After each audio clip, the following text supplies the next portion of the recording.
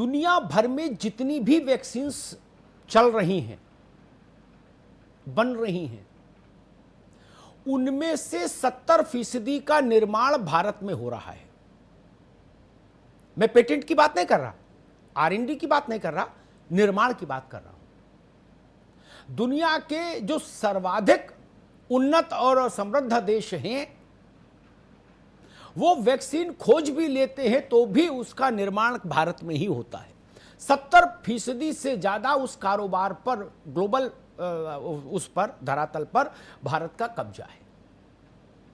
जो विशेषज्ञता भारत को हासिल है उसमें, वो किसी देश को हासिल नहीं, अमेरिका को भी हासिल नहीं। एक तो भारत का ये प्लस पॉइंट। दूसरा, भारतीय मेधा का संकट काल में जो उत्कर्ष होता है ना, वो सामान्य काल में नहीं होता उतना। भारत ने जब जब चमत्कार किए हैं तो संकट काल में किए हैं। सामान्य काल में कई बार हम लोगों को लग सकता है कि ग्रोथ कुछ धीमी है, कोई बड़ा चमत्कार नहीं हो रहा, कोई बड़ी चीज नहीं आ रही। जब से कोरोना का रोना शुरू हुआ भारत में खास तौर से,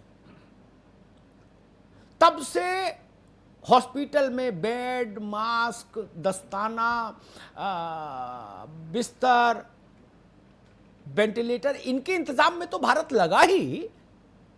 समानांतर उसी दिन से भारत इस इंतजाम में भी लग गया कि भाई सब लोग मिलकर इसकी वैक्सीन भी खोजो।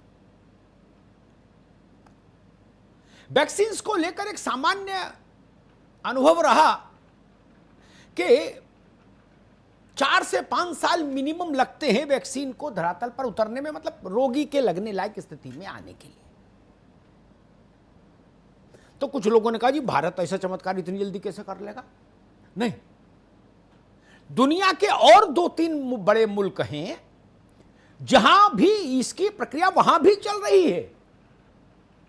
इसलिए इतना तय मानिए, कोरोना के लिए वैक्सीन विश्व को भारत से मिले, अमेरिका से मिले, ऑक्सफोर्ड यूनिवर्सिटी उसका एक रिसर्च कर रही है, वहां से मिले, एक जर्मन कंपनी कर रही है, वहां से मिले, ऑस्ट्रेलिया से मिले, लेकिन मिलेगी।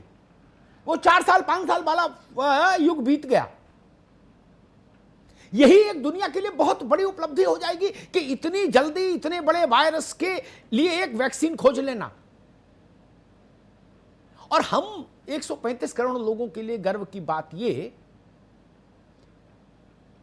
कि इस वक्त अगर आप पूरी दुनिया में रेफरेंडम कराइए और पूरी दुनिया की आबादी से एक ही सवाल पूछिए, क्या चाहते हो?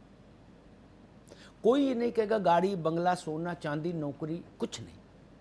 हर आदमी कहेगा भैया कोरोना की वैक्सीन कहीं मिले तो लाओ। यानी जो मोस्ट डिजायरेबल चीज है विश्व में, उसकी देहरी तक भारत पहुंच गया। भारत की जो शीर्ष सरकारी वैज्ञानिक संस्था है आयुर्विज्ञान के मामले में, जिसके दिशा निर्देश पूरे देश भर के अस्पतालों पर लागू हो रहे हैं कोविड को लेकर, उसने जो चिट्ठी लिखी डॉक्टर बलराम भार्गव ने, उन्होंने यही कहा सरकारी अधिकारियों से, राज्यों के मुख्य सचिवों से, यूटी के प्रशासकों से कि वैक्सीन के वितरण को लेकर एक प्रोटोकॉल तैयार करिए, क्योंकि 15 अगस्त तक इसको जनता को अर्पित करने की स्थिति आ सकती है। मैं नहीं कह रहा कुछ 100% आ जाए, क्योंकि 100% तो इस तरह के शोध में कोई दावा नहीं कर सकता अंतिम नतीजे तक। लेकिन हां, भारत उस उम्मीद की सूर्य की किरण के बहुत करीब खड़ा है। प्रधानमंत्री ने अभी एक बैठक ली थी जिसमें प्रधानमंत्री ने मोटे तौर पर उस प्रोटोकॉल का जिक्र किया जो उनके अनुसार होना चाहिए। उन्होंने कहा कि सबसे पहले स्वास्थ्यकर्मी, फिर उससे नीचे की लेयर में प्रायोरिटी में वो लोग जो ज्यादा खतरे की जद में हैं, फिर तीसरी लेयर में वो लोग जो 65 साल 60 साल से ऊपर हैं, 65 साल से ऊपर हैं या 10 साल से छोटे बच्चे हैं, वो इससे लाभान्वित होंगे। और उसके बाद 10 साल से 64 साल तक के बीच की भारत की आबादी, एक कोल्ड चेन मेंटेन हो देश भर में, इसकी तैयारी भारत सरकार कर रही है अभी से। वितरण में कोई विसंगति नहीं आए, कोई संकट नहीं आए, कोई अवरोध नहीं आए, उसके लिए तैयारी कर रही है सरकार। तो सरकार की तैयारियां भी बताती हैं कि ये तैयारियां यूं ही नहीं है।